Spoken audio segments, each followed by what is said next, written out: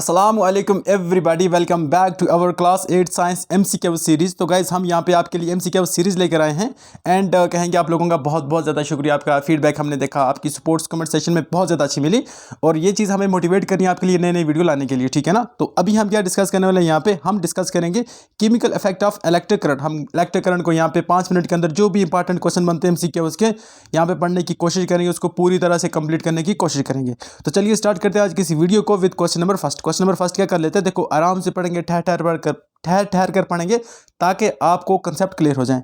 Question कहता है इन LED का मतलब होता है light emitting diode, the longer lead जिसको हम वायर कहते हैं is always connected to dash dash terminal. तो ये हमेशा पॉजिटिव टर्मिनल के साथ कनेक्टेड होती है। इतना हो गया क्लियर अच्छी तरह से। यहाँ पे देख लो, ये थोड़ा सा अजीब क्वेश्चन आपको लगेगा, फिर भी मैं लाया आपके लिए। The tap water is good conductor of electricity while distilled water is not. क्यों? आपके पास जो टैप वाटर होता है ना भाई, आप जब नाला खोलते हो तो आपको उसके अंदर से क्या मिलता है, पानी मिलता है, ठीक है ना। अगर आप इसके अंदर से इलेक्ट्रिसिटी पास करोगे तो ये गुड कंडक्टर है, मतलब इसके अंदर इलेक्ट्रिसिटी पास हो जाएगी, ठीक है ना। बट ऐसा वाटर जो प्योर वाटर होता है, जिसके अंदर कोई भी मिनरल्स नहीं होती है, जिसके अंदर कोई भी साल्ट नहीं होती, उसके अंदर इलेक्ट्रिसिटी पास नहीं होती। इसका रीज़न यही है कि जो आपके पास फ्रेश वाटर होता है या प्योर वाटर होता है वो इलेक्ट्रिसिटी कंडक्ट नहीं करता है, अनलेस अगर उसके अंदर कोई साल्ट होंगे तो वो इलेक्ट्रिसिटी वहाँ पे कंडक्ट कर सकते हैं। साल्ट्स होते हैं आयंस की फॉर्म में। तो ऑलवेज इलेक्ट्रिसिटी कैरी करने के लिए आपके पास आयंस होना चाहिए, जिसको हम कहते हैं फ्री इलेक्ट्रॉन्स होना चाहिए। तो अगर हम देखें तो डिस्टिल जो वाटर होता है वो बिल्कुल उसमें कोई भी साल्ट वगैरह नहीं होता, बट जो हमारा टैप वाटर होता है उसमें साल्ट होता है और उस वजह से वो इलेक्ट्रिसिटी को कंडक्ट करता है। इसका राइट ऑप्शन आ जाएगा tap water contain salt and distil water do not contain salt. इसका ऑप्शन डी आ जाएगा कि ये दोनों स्टेटमेंट ए एंड बी दोनों ठीक हैं। आगे समझ आपको अच्छी तरह से, इसमें कोनो कन्फ्यूजन नहीं है। आगे देख लेते हैं आगे वाला क्वेश्चन क्या कहता है। When electrodes are immersed in water and electricity pass it, कहता है जब हम इलेक्ट्रोड को पानी में इमर्स करते हैं और उससे इलेक्ट्रिसिटी पास करते हैं और वहाँ पे बबल फॉर्म होता है, ठीक है ना। पॉजिटिव टर्मिनल पे क्या होता है, बबल फॉर्म होता है। तो ये बताओ वहाँ पे कौन सी गैस प्रेजेंट होती है। तो वहाँ पे जो गैस प्रेजेंट होती है उसका नाम होगा ऑक्सीजन, याद रखना। पॉजिटिव टर्मिनल पे हमेशा ऑक्सीजन वहाँ पे पैदा होती है और नेगेटिव टर्मिनल पे वहाँ पे हाइड्रोजन पैदा होता है। ये बात याद रखना इंपॉर्टेंट है। ये क्वेश्चन आपको नीचे ही आ गया होगा कि नेगेटिव टर्मिनल पे हाइड्रोजन वहाँ पे इवॉल्व होती है। आगे वाले क्वेश्चन देख लेते हैं। कहता है why do we add little dilute sulphuric acid to copper sulphate solution during electroplating. कहता है कि जब हमें इलेक्ट्रोप्लेटिंग करनी होती है तो हम वहाँ पे डाइल्यूटेड सल्फ्यूरिक एसिड क्यों लगाते हैं कॉपर सल्फेट के साथ। तो इसका राइट आंसर क्या आ जाएगा, ताकि हमें कंडक्टिविटी मतलब उसकी जो इलेक्ट्रिसिटी कैरिंग कैपेसिटी है वो इंक्रीज हो जाए। कंडक्टिविटी का मतलब है कि एक कंडक्टर कितनी अच्छी तरह से, कितना गुड तरह से इलेक्ट्रिसिटी को कंडक्ट कर रहा है, उसके अंदर से पास हो रहा है, ठीक है ना। इसको ये भी आप सभी सीखते हो कि उसके अंदर मिनिमम रेजिस्टेंस होना चाहिए। अगला क्वेश्चन देख लेते हैं। अच्छा क्वेश्चन है ये भी। A coating of dash dash is deposited on iron to protect it from corrosion and formation of rusting. ये बहुत ही ज़्यादा इंपॉर्टेंट क्वेश्चन है, ये आपको एग्जाम में आ सकता है, ठीक है ना। कहता है कि हम आयरन के ऊपर ऐसे किस मेटल की कोटिंग करते हैं ताकि आयरन की, मैं कलर चेंज करके लिखता हूँ, आयरन के ऊपर हम किस मेटल की कोटिंग करते हैं ताकि आयरन को वहाँ पे रस्टिंग ना हो, ठीक है ना। सपोज ये मेटल हमने ऊपर एक और लगा दी, इसकी कोट लगा दी, मतलब इसके ऊपर से परत चढ़ा दी, इसके ऊपर एक और लेयर लगा दी। तो हम लगाते हैं किसकी, जिंक की भाई, ठीक है ना। और इस प्रोसेस को हम कहते हैं गैल्वेनाइजेशन। अगर आपको एग्जाम में आ गया कि गैल्वेनाइजेशन क्या होता है तो आप बोलोगे sir it is the process and which iron object is covered with the coating of zinc. तो जिंक की कोटिंग से हम क्या करते हैं, आयरन ऑब्जेक्ट को कवर कर देते हैं। इतना हो गया क्लियर। हमारे पास ये एक ऑब्जेक्ट है सपोज आयरन के, इसके ऊपर हम क्या चढ़ा देंगे, इसके ऊपर मैं इस पेन से चढ़ा दूंगा, ऊपर ये हमने जिंक लगा दिया। इससे क्या फायदा है कि ये जो आयरन है इसको क्रूजन नहीं होगा, ये क्रूजन से बच जाएगा और इस प्रोसेस को बोलते हैं गैल्वेनाइजेशन। अच्छी तरह से याद रहा। आगे चलते हैं नेक्स्ट क्वेश्चन के ऊपर। नेक्स्ट क्वेश्चन कहता है chromium plating is done on many objects such as car parts, bath taps, kitchen gas ETC।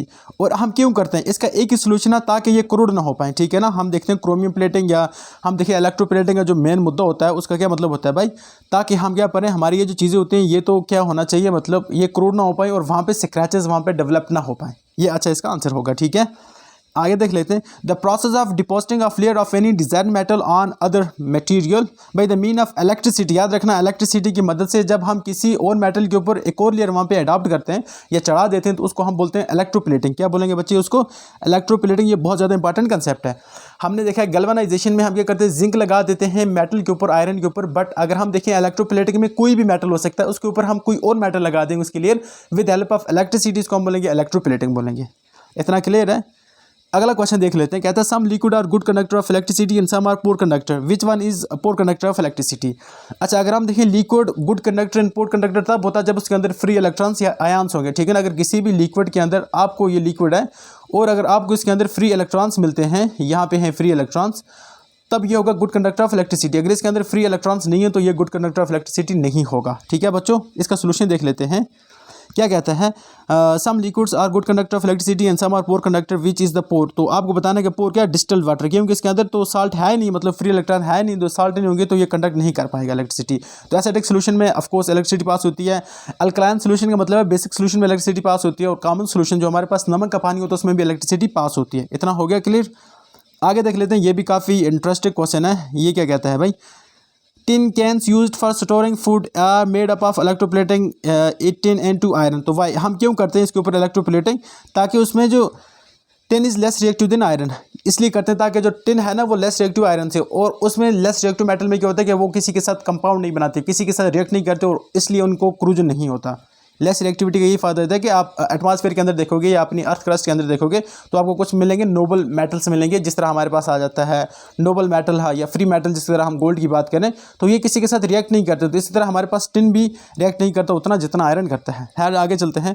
Plastic wire इसे आप सबको पता है कि प्लास्टिक वायर एक इंसुलेटर है, मतलब ये कंडक्ट नहीं करती इलेक्ट्रिसिटी को।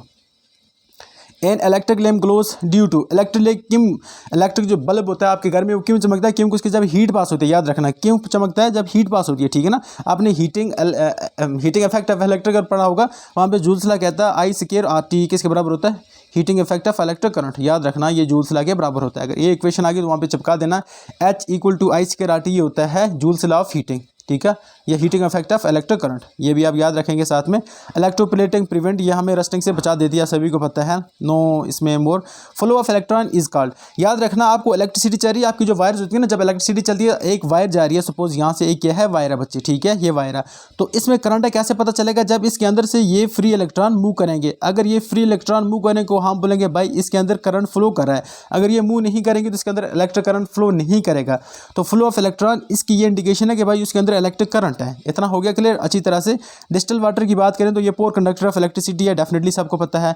पोर कंडक्टर ऑफ इलेक्ट्रिसिटी आर, ये सभी देखें तो प्लास्टिक क्लोथोस ये सब क्या हैं, पोर कंडक्टर ऑफ इलेक्ट्रिसिटी हैं। कॉपर वायर इज क्या होती है, कॉपर वायर अगर हम देखें तो copper wire is one of the good conductor of electricity, बहुत ज़्यादा इंपॉर्टेंट है।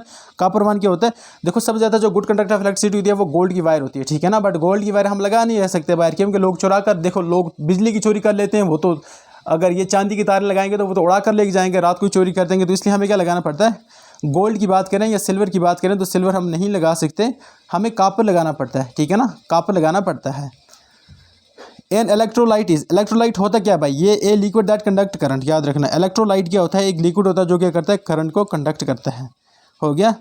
Adding common salt to distil water, अगर हम डिस्टिल वाटर में, एक डिस्टिल वाटर होता है ऐसा वाटर जिसमें कोई भी साल्ट ना हो, जिसमें सिर्फ वाटर और कुछ भी ना हो, ठीक है ना, हाइड्रोजन और ऑक्सीजन हो, उसके अलावा और कोई बाकी साल्ट हो, ना उसमें सोडियम हो, ना उसमें क्लोरीन हो, ना कुछ और हो, तो उसको हम डिस्टिल वाटर बोलते हैं। अगर हम उसमें साल्ट मिलाएंगे तो वो क्या बन जाएगा, वो गुड कंडक्टर बन जाएगा, याद रखना। इलेक्ट्रोप्लेटिंग इज बेस्ड ऑन किस मैकेनिज्म पे बेस्ड है, तो याद रखना केमिकल इफेक्ट ऑफ इलेक्ट्रिसिटी पे ही बेस्ड है। The pure pieces of metals which is use to be plated is made of, वो किसके बनते होते हैं, वो एनोड के बनते होते हैं। Which of the following solution is good conductor of electricity, तो याद रखना गुड कंडक्टर ऑफ इलेक्ट्रिसिटी क्या है, लेमन जूस। लेमन जूस में कौन सा एसिड होता है, साइट्रिक एसिड होता है, ठीक है ना, हमने पढ़ा जो एसिडिक सोल्यूशन होता है वो कंडक्ट करता है इलेक्ट्रिसिटी को, और साइट्रिक एसिड लेमन जूस में होता है, तो इस वजह से क्या करेगा, वो इलेक्ट्रिसिटी कंडक्ट करेगा, ठीक है ना। आपको अगर बोलें तो अगर टमाटर के अंदर देखें तो वो उसके एसिटिक एसिड होता है, ठीक है। A sheet of pure copper is called, जो प्योर कॉपर होता है उसकी शीट को हम क्या बोलते हैं, उसको हम बोलते हैं कैथोड बोलते हैं, ठीक है ना। अच्छा, कैथोड होता है पॉजिटिव टर्मिनल और एनोड होता है नेगेटिव टर्मिनल, ये बात याद रखना, एनोड होता है नेगेटिव एंड कैथोड होता है पॉजिटिव टर्मिनल किसी भी बैटरी का, ठीक है। आगे देख लेते हैं, which of the following non metal can be electroplated with copper, तो कौन सा ऐसा नॉन मेटल है जिसको हम कॉपर के साथ इलेक्ट्रोप्लेट करते हैं, तो याद रखना ये फास्फोरस है। फास्फोरस को क्या करते हैं, इलेक्ट्रोप्लेट करते हैं कॉपर के साथ। Which of the following is not used for electroplating any metal, तो ये होता है हमारे पास निकल, सोडियम आ जाता है, सॉरी ये सोडियम को हम क्या करते हैं, किसी के साथ भी इलेक्ट्रोप्लेट नहीं करते हैं। आई समझ आपको। कॉपर वायर इज ए, क्या है कॉपर वायर, गुड कंडक्टर है, बिल्कुल कॉपर वायर क्या हमारे पास गुड कंडक्टर ऑफ इलेक्ट्रिसिटी है, ये बहुत अच्छी कंडक्ट करती है इलेक्ट्रिसिटी को, क्योंकि इसके अंदर बहुत ज़्यादा फ्री इलेक्ट्रॉन होते हैं, या इसको हम बोलेंगे रेजिस्टिविटी इसकी बहुत ज़्यादा कम होती है। Iron object can be protected by electroplating them with, किसके साथ हम इसको इलेक्ट्रोप्लेट करेंगे, तो ऑफकोर्स हम क्रोमियम के साथ कर सकते हैं, निकल के साथ कर सकते हैं, जिंक के साथ कर सकते हैं, इन दोनों के साथ बोलेंगे करेंगे तो उसको बोलेंगे इलेक्ट्रोप्लेटिंग, और हम अगर हम जिंक के साथ करेंगे तो उसको बोलेंगे गैल्वेनाइजेशन, ठीक है। The substance which is conductor electricity को क्या बोलेंगे, हम नेल्स बोलेंगे जो इलेक्ट्रिसिटी को कंडक्ट करती है। Which of the following is good conductor of electricity, तो आप बताएंगे इसमें कौन सा गुड कंडक्टर ऑफ इलेक्ट्रिसिटी है। तो ऑफ कोर्स आपको पता है जो आपका टेप वाटर होता है वो क्या करता है, कंडक्ट करता है इलेक्ट्रिसिटी को अच्छी तरह से। इतना क्लियर हो गया। Which of the following does not conduct electricity, तो इसमें से कौन सा इलेक्ट्रिसिटी को कंडक्ट नहीं करता। वाइनगार्ड की बात करें तो इसमें एसिटिक एसिड होता है, लेमन जूस की बात करें तो इसमें साइट्रिक एसिड होता है, कास्टिक सोडा की बात करें तो इसमें क्या होता है, साल्ट होता है। तो यहाँ पे एक ही चीज़ बचता है, अगर हम शुगर की बात करें तो यहाँ पे चीनी होती है, इसमें कोई साल्ट नहीं होता, इसमें कोई ऐसी चीज़ नहीं होता है, इसमें कोई एसिड नहीं होता, तो इस वजह से हमारा ऑप्शन टी राइट आ जाएगा। ये करंट नहीं करेगी कंडक्ट, ठीक है ना। Magnetic compass connected in a circuit is used to check, किस तरह हम चेक करते हैं, स्मॉल करंट को, ठीक है ना। याद रखना अगर हम सर्किट में मैग्नेटिक करंट को या मैग्नेटिक कंपास को रखेंगे ताकि वहाँ पे जो स्मॉल डिफ्लेक्शन होगी इलेक्ट्रिक करंट की, वो उसको डिनोट करने के लिए हम स्मॉल करंट को डिनोट करने के लिए मैग्नेटिक कंपास का यूज़ करते हैं। और अगर ये नहीं है तो हम यूज़ करेंगे गैल्वेनोमीटर, GALVANOMETER। याद रखना गैल्वेनोमीटर हमारे पास एक डिवाइस होती है, उसका हम इस्तेमाल करते हैं किस लिए, उसका हम इस्तेमाल करते हैं इलेक्ट्रिक करंट को चेक करने के लिए। हो गया इतना अच्छी तरह से आए समझ। आगे देख लेते हैं एक बार।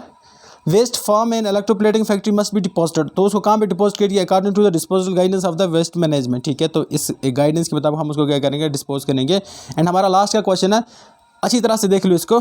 The cans used for storing food are made by electroplating, हम किसको इलेक्ट्रोप्लेट करते हैं यहाँ पे ऑप्शन आपके पास अल्मोनियम, सॉरी यहाँ पे है आपके पास क्रोमियम, जिंक, और यहाँ पे इसका राइट आंसर आ जाएगा टिन जो मैंने लिखा नहीं है, तो इस डैश में आप क्या भरोगे, टिन भर दोगे, ठीक है ना। टिन का हम इस्तेमाल करते हैं ये काम करने इलेक्ट्रोप्लेटिंग करने के लिए, खाने ये फैक्ट्रीज में या स्टोरिंग फूड के लिए, ठीक है ना। आई होप आपको ये वीडियो पसंद आई होगी। अगर आपको ये पसंद आई तो डेफिनेटली इस वीडियो को लाइक करेंगे, हमारे चैनल को सब्सक्राइब करेंगे और हमें बताएंगे भाई नेक्स्ट किस पे हम वीडियो बनाएं, ठीक है। अगर आपको लेंथ भी पसंद आ रही है, इसे छोटी करने लंबी करने तो वो भी आप ज़रूर बताएं। जितना आप बोलोगे हम उतना ही करते रहेंगे। तो मिलते हैं और वीडियो में, तब तक के लिए अल्लाह हाफ़िज़, थैंक यू।